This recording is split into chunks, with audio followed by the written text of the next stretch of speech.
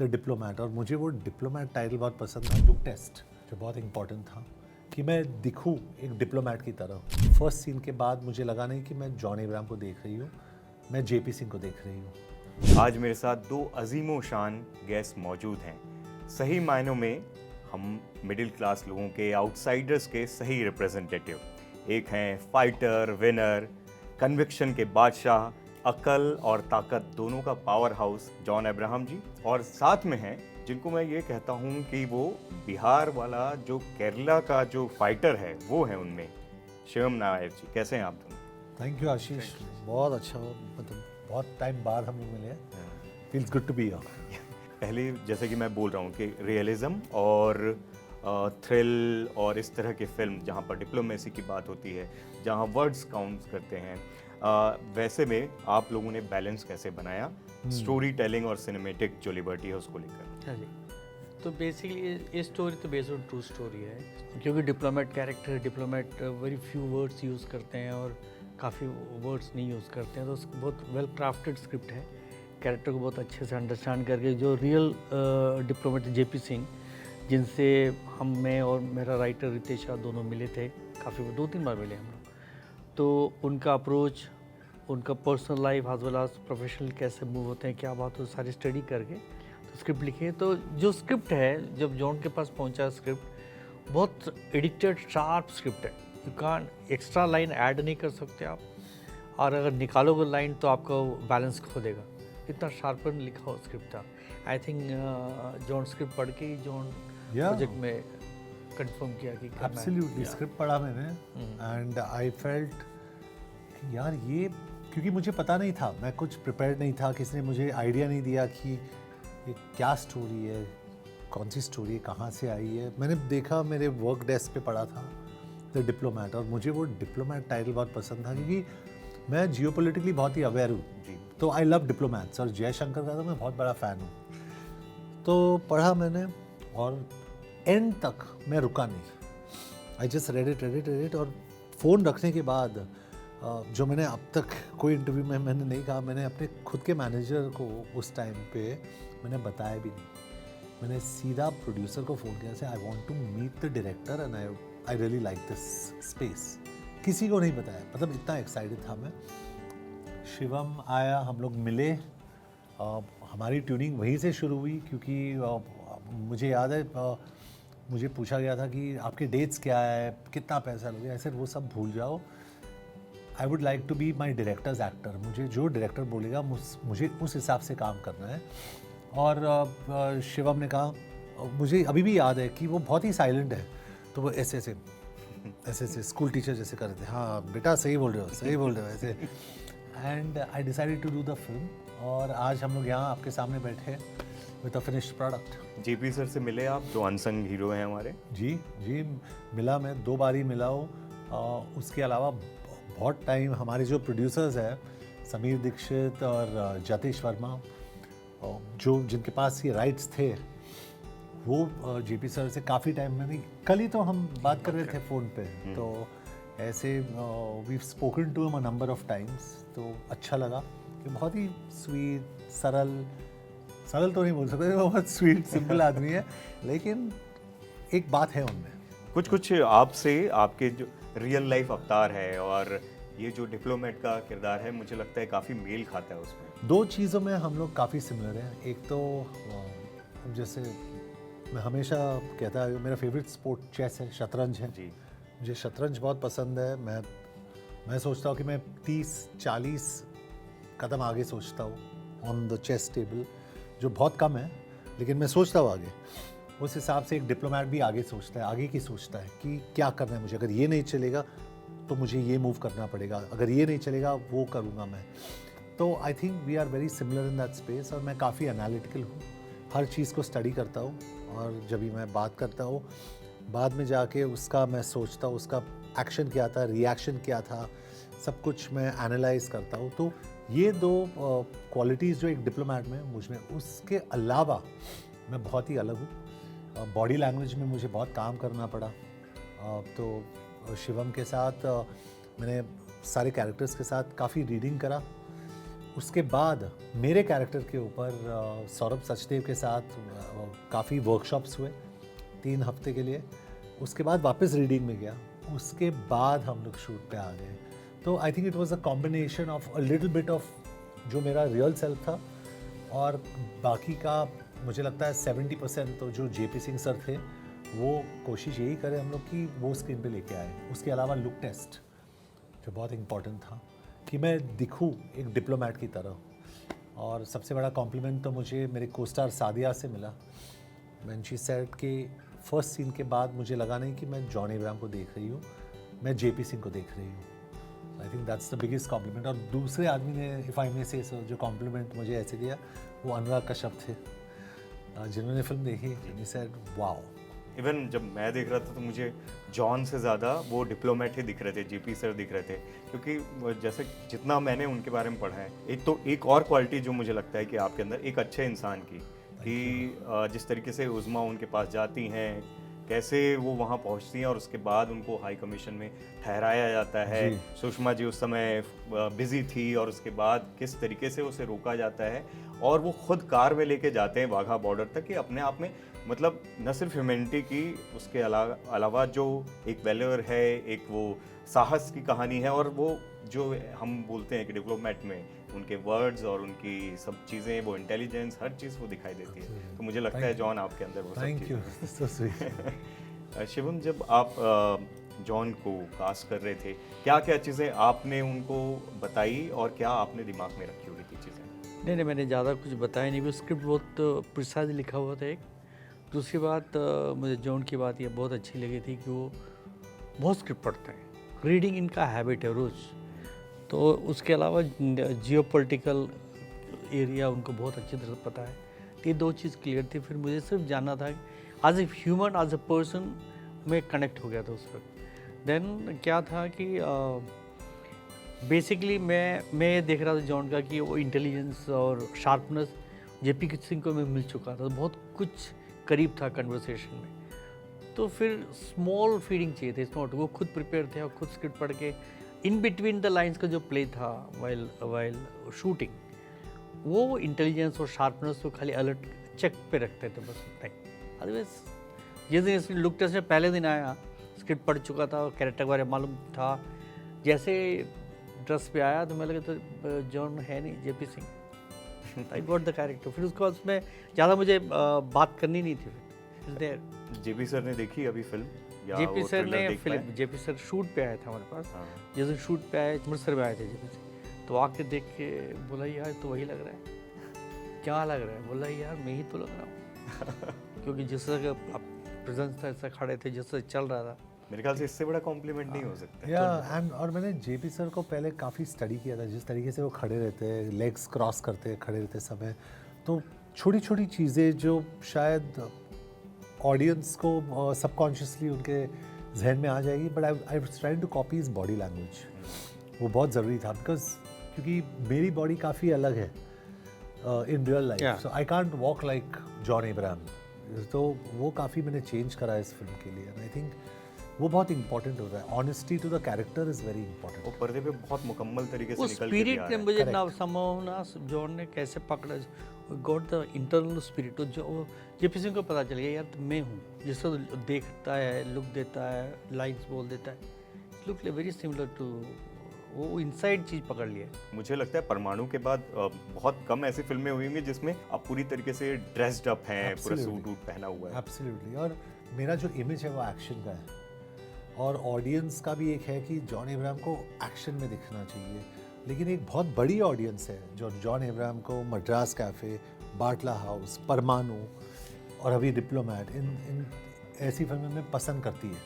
तो I think we are going to, मेरे हिसाब से अभी एक्सपेक्टेशंस तो ऑडियंस को पता नहीं ये फिल्म क्या है, किस बारे में, but I think it will surprise a lot of people. John, जैसे कि आपने बोला, वो जो परसेप्शन है एक्शन वाला, मैं आपको बताता हूँ एज अ फैन या ऑडियंस के तौर पर वो परसेप्शन उससे अलग है। मैं आपको गरम मसाला में मैंने आपको देखा, मतलब वो कॉमेडी, वो जो टाइमिंग्स थी और जो कैमराटरी थी आपकी और अक्षय सर की, कमाल थी। वैसा वो नहीं, आपके चॉइसेस जो रहे हैं करियर के शुरुआत में ही, चाहे वाटर की बात करें, नो स्मोकिंग की बात करें, या फिर आपने जब अपना खुद का प्रोडक्शन हाउस खोला तो उसमें विकी डोनर, मद्रास कैफे, परमाणु, ऐसी चीज़ें जब बनाई है तो मुझे लगता है कि आपसे ज़्यादा पाथ ब्रेकिंग और वो जो एक रिस्क टेकर होता है ना, वैसा कोई मैंने देखा नहीं, बहुत कम लोग होते हैं। Thank you for recognising that. मैं I am really grateful, thank you. और उसके लिए मादा चाहिए, एक करेज चाहिए कि शुरुआत में ही जब आपको शुरुआती फिल्में आपको ऐसी मिली हैं जिस्म तो इतनी अलग फिल्म थी उस टाइम पे। जी जी। और उसके बाद फिर धूम जैसा, मतलब जी। मुझे आज भी याद है, मैं छोटे शहर से हूँ तो हमारे हर लड़के को लंबे बाल और वो येलो कलर की बाइक्स और वो सब में वो आपका फीवर मैंने देखा हुआ है लोगों के जहन में और उनके पूरी वो डे टू डे लाइफ में। जी, बाइकर्स तो मेरे फैमिली है सारे बाइकर्स। मैं तो मानता हूँ कि वो मतलब पार्ट ऑफ द फैमिली है। और उसके बाद फिर जिस तरीके से फिजिकलिटी में आप वो फिटनेस फ्रीक जिस तरीके से आपको देखा और लोगों ने हर जिम में, हर वो हेयर स्टाइलिंग जो सलून होते हैं वहाँ हर जगह आपकी फोटो ज़रूर होती है। Thank you. ब्रांड एम्बेसडर हो आप उसके। हाँ, मैं मानता हूँ कि लोगों को फिट रहना चाहिए, वो बहुत ज़रूरी है। क्योंकि मैं इसलिए फिट नहीं हूँ क्योंकि मैं पठान की बात करूँगा। मुझे पता नहीं था कि मेरा स्विमिंग पूल में एक शॉट था। जब भी मैं स्पेन पहुँचा, शाहरुख के साथ हम लोग शूट कर रहे थे, तभी मेरे डायरेक्टर सिद्धार्थ आनंद ने मुझे कहा, और मैं खा रहा था पास्ता या पता नहीं कुछ खा रहा था, और मेरे डायरेक्टर ने कहा कि कल तुम बेयर बॉडी हो पूल में।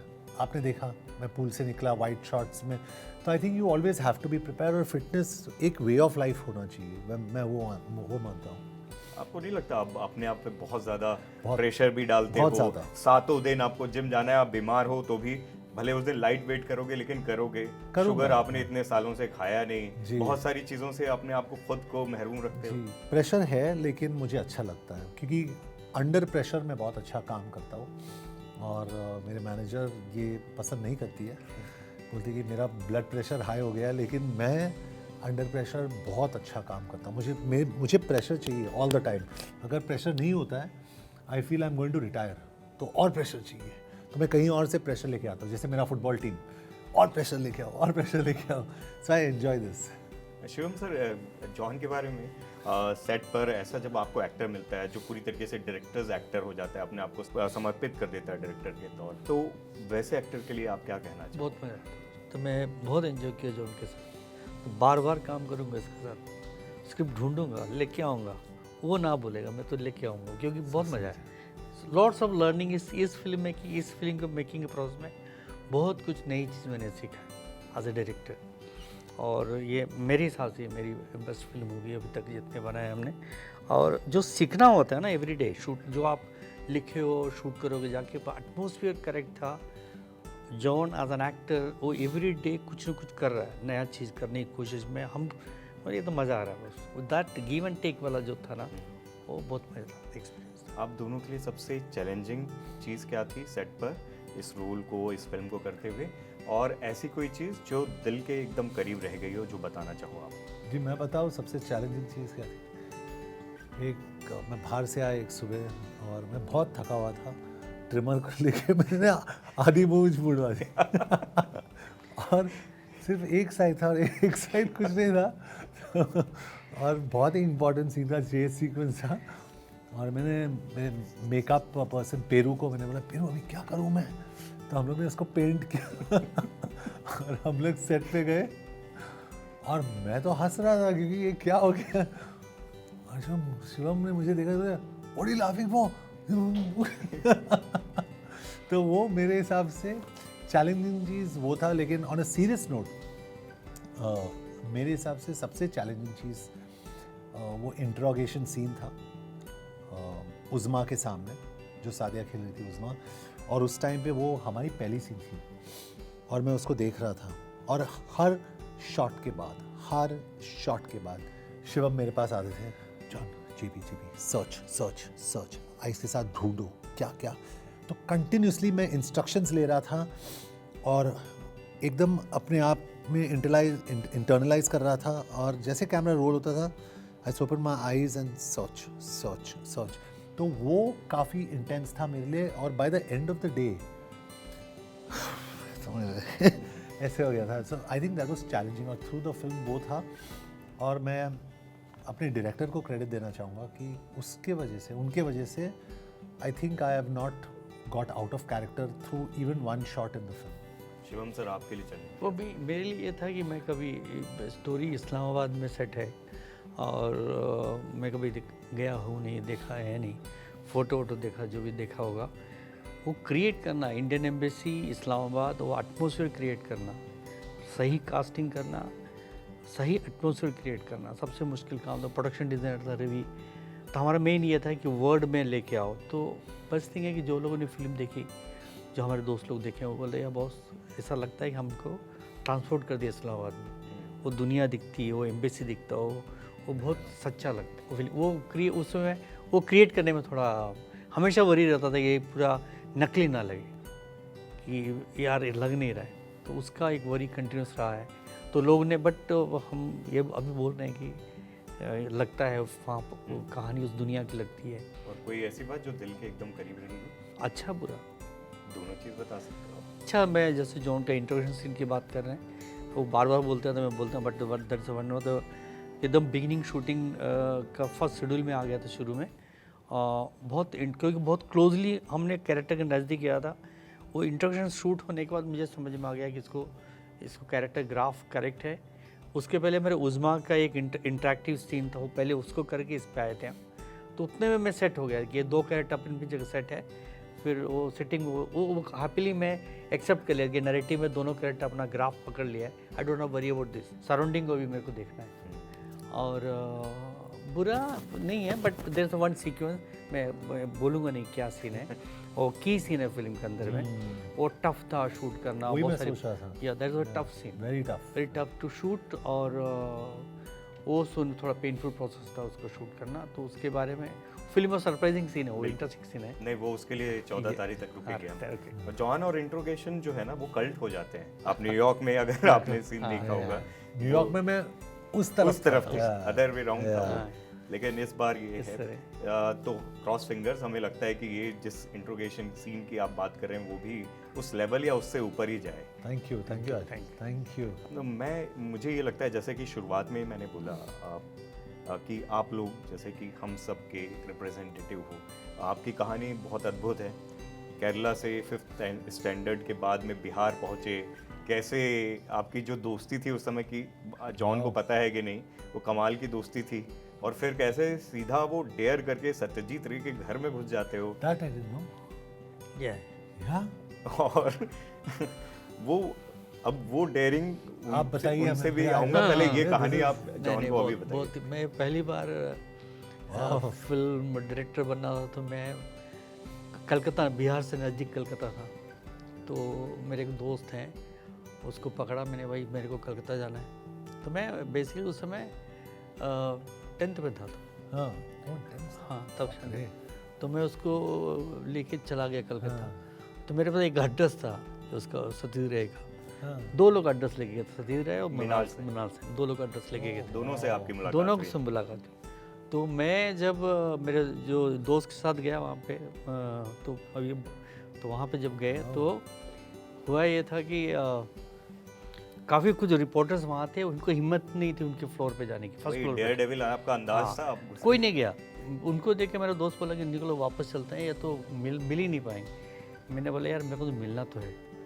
उसके बाद वो रिपोर्टर निकल के मैं गया, वो मेरा बंदा जो दोस्त तो खड़ा रहा, मैं गया अंदर, दरवाजे बेल बजाया, ह्यूज डोर, ह्यूज डोर।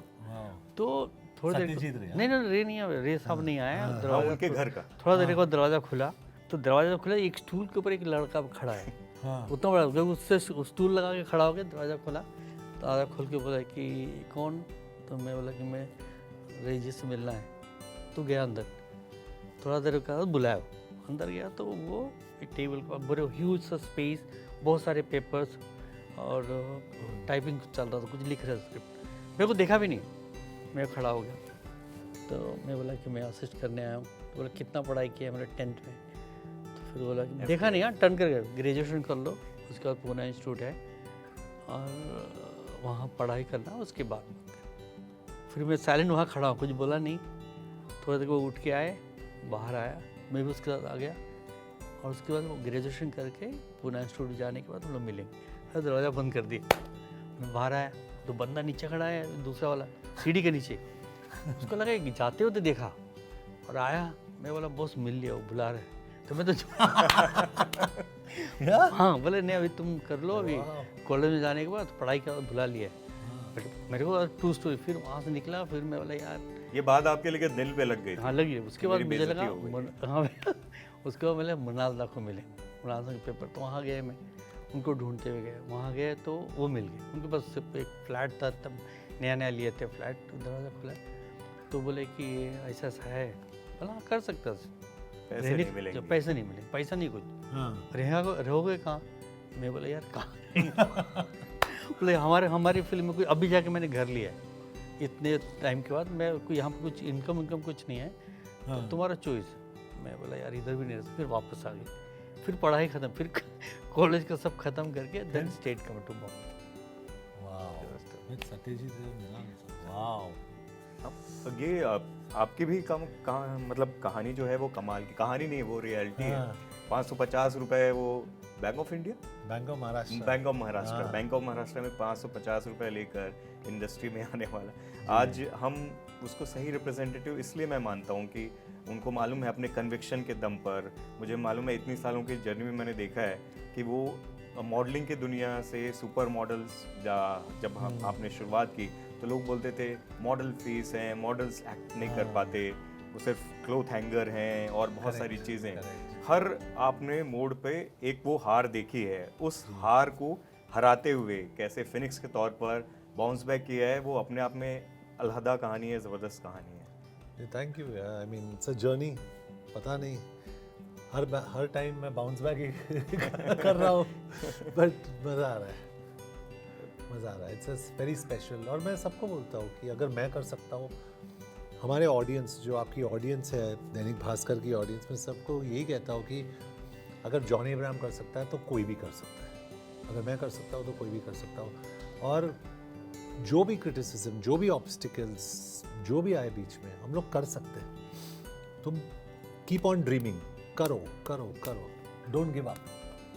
वही मैं कहना चाहूँगा अपने ऑडियंस को कि कभी गिव अप मत करना लाइफ में, गो फॉर इट। इन 22 सालों की जर्नी में और आपकी और उस पर डबल हो गई, दोनों की जर्नी में सबसे बड़ा चैलेंज, सबसे बड़ा स्ट्रगल क्या था? क्योंकि ना आप उन इंसानों में से हो जो फेलियर्स को भी सेलिब्रेट करते हो, लेकिन सेलिब्रेशन इस तरीके से कि उससे ऊपर निकल सकें और सक्सेस तक पहुंच सकें। जी, अपने आप में विश्वास रखना, वो सबसे इम्पोर्टेंट चीज़। आपको अपने आप में विश्वास रखना चाहिए, सेल्फ कन्विक्शन।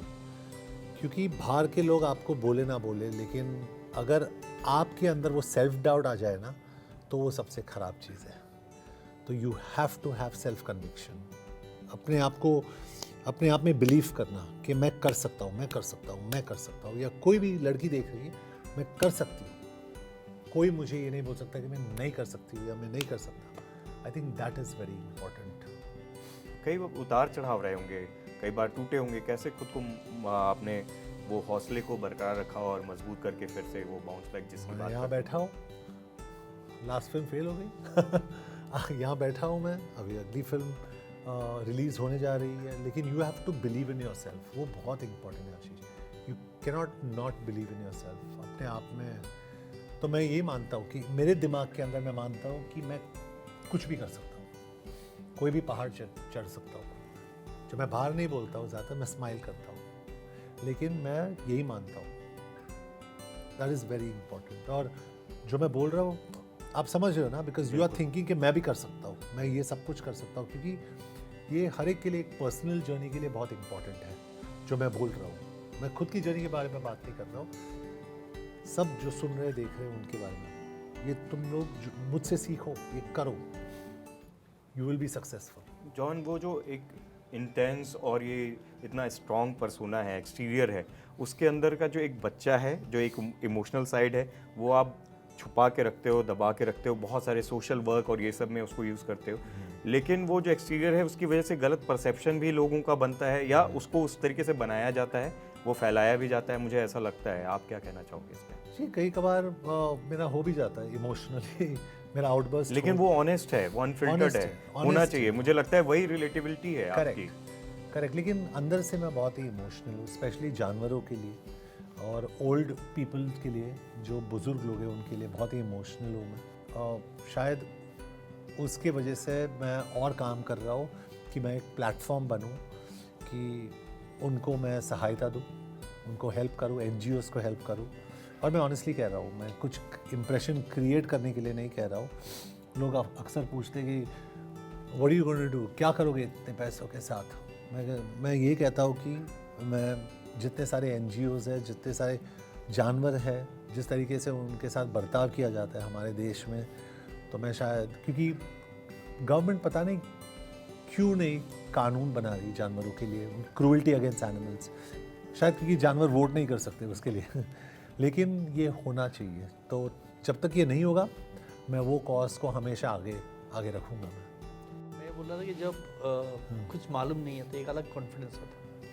उस कॉन्फिडेंस आप कुछ भी कर सकते हो, फिल्म भी बना, है मेरे ख्याल से। फिल्म भी बना लोगे आप, किसी को सुनोगे नहीं, अच्छा बुरा कुछ नहीं मालूम। बाद में धीरे धीरे लगता है कि सब बेवकूफ़ियाँ की है सब, फिर सीखने लगते हो। अब सीखना तो शुरू, फिर एंडलेस प्रोसेस है सीखना, अब तक सीखे एग्जैक्टली, स्टिल लर्निंग इट। अभी लगता है यार कुछ मालूम नहीं, तो वो ढूंढ रहे हैं, जिस दिन हो जाएगा तो अच्छी फिल्म बना लो और अच्छी फिल्म बना अभी भी सीख रहे हैं। लास्ट इंटरव्यू में पूरी कहानी बता दी and then I said Shivam you told the full story. इसे हाँ पूरी कहानी बता दी, क्या करूँ। ऐसे डोंट वरी, हम लोग रिक्वेस्ट कर लेकिन शिवम सर, वो जो इनोसेंस था, वो ब्लिस था, वो कहीं ना कहीं उसको आपने थोड़ा सा मुंबई में आके वो जो मिलावट होती है, वो घालमेल जो हो जाता है। नहीं ऐसा नहीं, वो जो इनोसेंस है, ह्यूमन बीइंग वाला इनोसेंस गया नहीं कभी। कुछ बनने की जो इच्छा होती है, एक फेक चीज़ आता है ना, वो निकल गया बहुत पहले, तो वो रहा है अभी, नहीं तो अभी तक नहीं रह सकते। इतना लर्न कर रहे हैं आप एवरी डे। वो मैं बोल रहा हूँ कि जब कोई भी जब पहली बार फिल्म बनाता है ना, ये तो बहुत पैशन होता है और किसी को दिखाने के लिए बनाते हो आप। किसी को दिखाने वाला जो बनाना होता है ना, वो गड़बड़ होता है। तो आपकी तो कमाल की जर्नी रही, असिस्टेंट से शुरू होकर टीवी की दुनिया में इतना काम करने के बाद भी। लेकिन वो कन्विक्शन की जो वो थी, जैसे जॉन के साथ मैं हमेशा वो देखता हूँ, ये अनुराग भी है ना, अनुराग का भी स्टोरी है। वो एक्टर बनने आया था, कश्यप, तो फोटो कश्यप, हाँ वो फोटो के साथ आया मेरे पास, और फोटो मैंने देखा, उसके बाद उसको 2 पेज लिखे हुए स्टोरी थी, 2 पेज। उसके पास में क्या है, वो बोला स्टोरी है, दिखाओ। तो उसके बोर्डिंग स्कूल में 2 दिन, उसका एक नाइट की स्टोरी उसने लिखी थी। मैंने उसको बोला फोटो गया साइड में डोंट एक्ट, एक्टर है अभी, अच्छा एक्टर अभी तो एक्टिंग कर रहा है, नहीं करेगा तू राइटर है, ठीक है, अभी तू राइटिंग करेगा। इमीडिएटली उसको एक चीज़ में हम लोग साथ में बैठ कर डेवलप करिए, ही बिकम अ राइटर। उसके बाद उसको सत्या मिला और जर्नी स्टार्ट हुई। आपने डायरेक्ट भी किया है उनकी उस समय की एक तो की आपने जी। और 25 साल क्यों लगाए आपने आहिस्ता? यही तो मैं बोल समझने में समझने में लगा ना, वही बेवकूफ़ी उस समय। तो उसमें लगा कि यार फिर नहीं, एक्चुअली एक और स्क्रिप्ट थी हमारे पास, अनुराग ने लिखी, इन्फॉर्मर, वो आज भी मेरे पास है, कभी बनी नहीं। वो फिल्म मुझे पहले बनानी थी, बहुत टाइम तक मैं उसको लेकर घूमा, मैं और अनुराग का भी करियर स्टार्ट नहीं हुआ था, तो फिल्में बनती नहीं थी, बनी नहीं रही थी। फाइनली मैंने गिव अप कर दिया। आप कई लोग के पास लेके गए, बहुत थे लोग उस समय के, बहुत लोग। तो सारे जो लोग हैं मेरे दोस्त लोग हैं, सब विशाल से लेके इम्तियाज, सारे लोग, श्री राम राघवन सब। फिर मैंने छोड़ दिया, नहीं बनाना, फिल्म नहीं बनानी, कि ये बनेगा तो इन्फॉर्मर बनेगी, नहीं तो नहीं बनेगी। फिर ये film Imtiaz, one of the main reason है फिल्म आहिस्ता आहिस्ता बना। इम्तियाज की लिखी हुई स्क्रिप्ट, इम्तियाज को डायरेक्ट करना था, अवेलेबल हम लोग सबके दोस्त थे, तो उसने मुझे पुश किया बनाना ही पड़ेगा। इम्तियाज, अनुराग, ये सब, राघवन, सब सारे लोग ये टुगेदर सब लोग साथ में मिलके पुश किया, नहीं तो पिक्चर नहीं बनाएगा, ये इन्फॉर्मर बनाएगा, नहीं तो नहीं बनाएगा। They push me, then I made the film. तब उसको मेरे को ढकेल के निकल गए लोग बाद में। ये आपके जो ड्रीम स्टोरी है, जॉन के साथ बनाओगे आप इन्फॉर्मर? मैं इतने साल से सोच रहा हूँ आप किसके साथ बनाओगे? डेटेड है कि बन सकती है? बन सकती है, जॉन के साथ नहीं बनेगी। अब जॉन और आप शिवम सर, दोनों से मैं पूछना चाहूँगा, हम जो बाहर से लोग आते हैं ना, और खासकर मिडिल क्लास अपब्रिंगिंग वाले, उनको ना हमेशा एक डर होता है कि ये जो चीज़ें हमारे साथ हैं वो कहीं हम हार ना जाएं। ये आप लोग के साथ भी होता है, हार का डर होता है? हाँ, लेकिन ऑनेस्टली फिल्मी बात नहीं है, लेकिन मुझे स्टार्टिंग में मुझे थोड़ा महसूस हुआ कि यार मेरे पास 500 रुपये, 600 रुपये अगर ये भी हाथ से जाएगा तो क्या करूँगा मैं। लेकिन आज की तारीख में मुझे कोई फियर नहीं है, fear of Fehling, fear of losing कुछ नहीं है, और शायद वो मेरा सबसे बड़ा एडवांटेज है। और आप भी यही रखो अपने माइंड के अंदर कि कोई बात नहीं, फेलियर से ही आदमी सक्सेसफुल होता है, सक्सेस से आदमी सक्सेसफुल नहीं होता है। सक्सेस से आदमी फेल हो सकता है, अब ये हमेशा याद रखें। Am I right or wrong? बिल्कुल sir. You should always fail to know what success is. Failure करिए, आप सक्सीड हो। फेलियर से सिखाता है ना हर बार। आप सेल्फ स्टडी करते हो, Yeah. हर डिसीजन पे गलत कहाँ गया, सक्सेस नहीं सिखाता। ये मोटिवेशन इंस्पिरेशन कहाँ से आता है आपको इतना? लाइफ एक्सपीरियंस पता नहीं, I don't know. मैं दिल से बोल रहा हूँ, मेरे पास कोई वो मुझे script मालूम नहीं है, आप 3 सालों की जर्नी में तो मैंने आपको बहुत करीब से देखा है और आप बनावटी नहीं हो, नहीं, जो है वो निकल आता है। एग्जैक्टली। हाँ। कभी कभी उल्टा भी निकल आता है तो वो वही तो नहीं है, कनेक्शन अपना वही है लगता है। It's not about story secondary हो वही सेकेंडरी। अभी सत्यजीत रे के बारे में now I ask you your personal life also कहीं पे लिखा होगा। That's a different story Bihar का ना, that's a different story. But it's a beautiful journey. I think we both in our own ways, हम लोग की जो जर्नी है वो बहुत ही मतलब पैरेलल ट्रैक्स पे चली है, लेकिन इट्स बीन ब्यूटीफुल। और आई थिंक मिडिल क्लास लोगों के लिए स्पेशली, और मैं हमेशा मानता हूँ कि मेरे अंदर अभी भी तो मिडिल क्लास 99.99999% मिडिल क्लास ही आज है। तो शूज है, वरना तो स्लीपर्स में ही दिखते हो ये वो स्टाइलिस्ट ने दिया आज कपड़े, तो उसके लिए कपड़े पहन के आ गए, नहीं तो मेरे ट्रैक पैंट्स है, चप्पल है, यहाँ से निकलूँगा अभी चप्पल में, ट्रैक पैंट में और टी शर्ट में। आपको मालूम है जिसमें सूट में पहली बार किसी चप्पल आदमी को है। देखा स्लीपर, मतलब पूरा देश के लोग वो उसको फॉलो कर रहे थे। ऐसे बहुत कम लोग होते हैं, नहीं तो बूट्स और बाकी वो चीजें। मेरा स्टाइल है, मैं अभी भी पहनता हूँ, ये पता नहीं ये कुछ शिवम सर के ये जो स्टाइल है जॉन की, और वो जो जमीन से जुड़े रहने का जज्बा है आप दोनों का, मैं कहूँगा उसको लेकर क्या कहोगे आप? कोशिश वो तो नेचुरली है, इट्स नॉट कि उसने एफर्ट करके रह नहीं रहा है। ही इज़ हैप्पी, जो स्पेस में है वो खुश है, कभी तो बनावटी लगता नहीं है ना। तो मुझे लगता है कि मेरी ये फिल्म के पीछे अगर एक कास्टिंग और हुआ और honest approach towards the character, कुछ तो आया होगा जो अनसीन है, वो अनसीन में यही बात होगी, तो ये अनसीन चीज़ आई है उसमें। मुझे लगता है शिवम एक दिन बहुत इम्प्रेस हो जाएगी और एक दिन पानी से येलो शॉर्ट्स में शिवम सर बाहर आएंगे। मैं विजुअलाइज कर सका हूँ। वो आपसे मोटिवेट होके शायद हुए, मैं बोल रहा हूँ ना, करेंगे एक दिन। ये तो हाथ तो फुला नहीं सकते।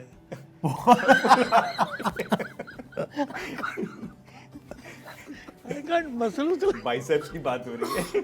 किधर से करेंगे? उसके सर हो सकता है, कुछ भी हो सकता है। आपके बगल में इतना जबरदस्त मोटिवेशन बैठा हुआ है। नहीं, इंटरनल जो चीज़ें हैं ना वो मैं पकड़ लूँगा उसका। हाँ। इनसाइड फिजिकल अपीयरेंस ये सब, हाँ चांस ही नहीं। बट ऑनेस्टली फिजिकल अपीयरेंस में मैं भी, एंड इट्स शॉकिंग, लेकिन मैं सीरियसली कहना चाहूँगा आशीष, फिजिकल अपीयरेंस पे मैं ध्यान नहीं देता।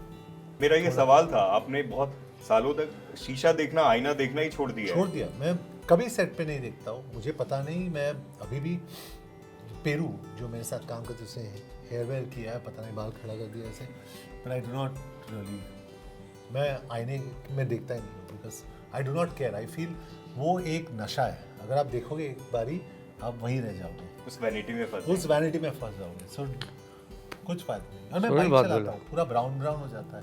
बहुत सही बात बोले। या और भी काफ़ी चीज़ें हैं जो आपकी अलग है दुनिया से। पब्लिसिस्ट नहीं रखे काफ़ी सालों तक तो ड्राइवर बॉय ये सब कुछ चीज़ें भी नहीं थी। पब्लिसिस्ट मैंने ट्राई करा था फॉर 2 months, लेकिन शायद मतलब दे मस्ट बी गुड, लेकिन मेरे लिए मुझे नहीं जमा, समझ में नहीं आया। जैसे एजेंसी जैसे बोलते हैं ना, एजेंट्स, मैंने ट्राई किया था, स्टार्टिंग में काफ़ी इफ़ेक्टिव था, उसके बाद मेरे समझ में नहीं आया कि I am my best agent, I am my best publicist. Actually वो जो जॉन को हम जानते हैं, जो जॉन अब्राहम को हम जानते हैं, वो जिस तरीके से हैं, उनको किसी फिल्टर की या किसी पब्लिसिस्ट की किसी की ज़रूरत नहीं है। नहीं चाहिए मुझे, वो काम अच्छा करते, लेकिन शायद मैं फिट नहीं हूँ उनके लिए। डिप्लोमेट में आते हैं, ये इस तरह की जब फिल्म में आती हैं, क्योंकि सोसाइटी बहुत ज़्यादा इससे प्रेरित भी होती है, एक मैसेज भी जाता है। डिप्लोमेट के ज़रिए किस तरह की मैसेज सोसाइटी को मिलने वाला है? आई थिंक बहुत सारे ऐसे हमारी जो फीमेल पॉपुलेशन है उनको बहुत इंस्पिरेशन है ये कहानी, और डिप्लोमेट की जो कहानी है मेरे हिसाब से, पता नहीं, I could be wrong also, लेकिन बहुत सालों बाद एक ऐसे थिंकिंग कैरेक्टर, एक थिंकिंग हीरो जो अपने दिमाग से सोचता है, अपनी बातों से वो बात करता है, मतलब he does not need ammunition, उसको बंदूक की ज़रूरत नहीं है, उससे वो। और एक और चीज़ मेरे हिसाब से सामने आई कि जंग, I don't think you need to go to war. अगर डिप्लोमेसी है, जंग की ज़रूरत नहीं है मेरे हिसाब से। आई थिंक ये सामने आएगी। बिल्कुल सही है। इस मुद्दे पे जैसे उज़्मा वाला मुद्दा था, या भी कैप्टन अभिनंदन का जिस तरीके से बातचीत से उसको सुलझाया गया, Correct. मुझे लगता है कि ये डिप्लोमेसी की जीत है वहाँ पर। बिल्कुल। और जेपी सर जैसे लोग वहाँ पर अनसन हीरोज हैं, उनको Absolutely. सेलिब्रेट करने के लिए डिप्लोमेट जैसी कहानी आनी चाहिए। Thank you, thank you so much thank you for talking to us. Thank you. सिर्फ एक ओपनिंग, जॉन सर और आप शिवम जी, पूरा इंटरव्यू देखने के लिए डाउनलोड करें दैनिक भास्कर ऐप, अपना Yeah. नाम है उसके बाद। हाय, मैं हूँ जॉन अब्राहम, और पूरा इंटरव्यू देखने के लिए